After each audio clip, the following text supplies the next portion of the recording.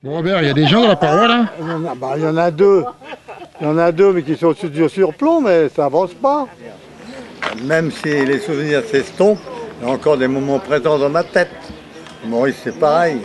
Mais on pense surtout aux deux copains qui nous accompagnaient et qui ne sont plus là, Lucien Bérardini et Émile Zatopek, de dit Trostiard. Pour quelle raison vous êtes venu faire cette voie? Comment vous avez eu l'idée de venir faire cette paroi? Par hasard, parce qu'on était parti pour faire la voie des heures, hein, c'est ça, Le rocher Rocher de des 11 heures. heures. De 11 heures. de 11 heures. Et puis on avait un concurrent féroce qui s'appelait Livanos. Et comme il était engagé dans cette voie ou dans ce projet, on n'a pas voulu lui faire un mauvais coup. Donc on est parti, puis on a découvert cette falaise, on s'est dit tiens, allons-y voir. Et on a eu le temps, parce que c'était un week-end, mais comme on travaillait le lundi, on n'avait pas le temps de faire la face, puisqu'il était trop tard. Mais on a découvert le départ, et puis on a décidé de revenir la semaine d'après. Et c'est là qu'on a concrétisé l'ascension. Vous n'avez pas eu trop de mal à trouver l'itinéraire?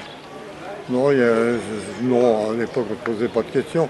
Ce qu'on se disait, c'était le point le plus haut, et d'essayer de tracer un itinéraire direct du sommet, le plus élégant possible. Donc on ne s'est pas trompé. Et la preuve, c'est qu'on a fait une très belle voie. C'était une belle découverte pour nous, pour la bonne raison, c'est que quand on est arrivé au pied, on l'a vu de loin bien sûr, mais quand on est au pied, on s'est aperçu que c'est un petit peu plus vertical. Toute la falaise est presque légèrement surplombante. On s'est dit on va mettre beaucoup de pitons, on va mettre beaucoup d'étriers, ça va être très long. On est parti beaucoup de matériel. Puis ça s'est avéré, c'est devenu une voie avec un petit peu d'artificiel, très peu, et beaucoup d'escalade libre. Ça a été un parcours pour nous magnifique. Parce qu'en fait, oui, ça reste encore aujourd'hui une voie majeure, enfin, une voie mythique et puis initiatique, on va dire. On ne sait pas nous, mais enfin, de toute façon, on est passé aussi sur des voies que nos ancêtres, nos anciens nous ont ouvertes. Maintenant, les jeunes, ils vont sur les voies que nous avons ouvertes. La logique des choses, c'est le temps qui passe. Et en fait, vous étiez sorti dans la journée, je crois pas, non? Non, on était parti avec des bons 4 routes, comme je te l'ai dit avec Maurice, quand on a fait la tentative au début, sachant qu'on n'arriverait pas au sommet de toute façon dans la journée. On est revenu avec le 4 routes solide. Je me souviens, c'est ma maman qui avait préparé les tranches de jambon, le fromage et surtout les gourdes de pinard. Donc on avait peut-être le temps de sortir.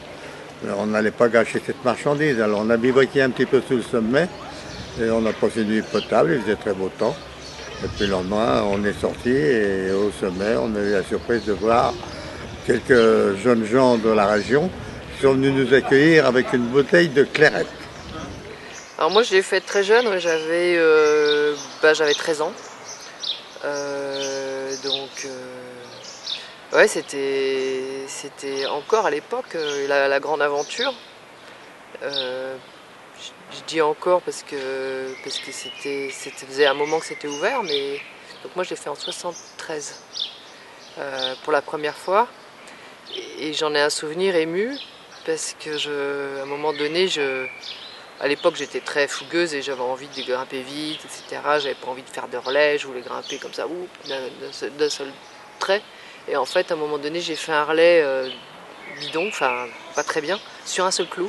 Et je me suis fait engueuler par mon compagnon de cordée.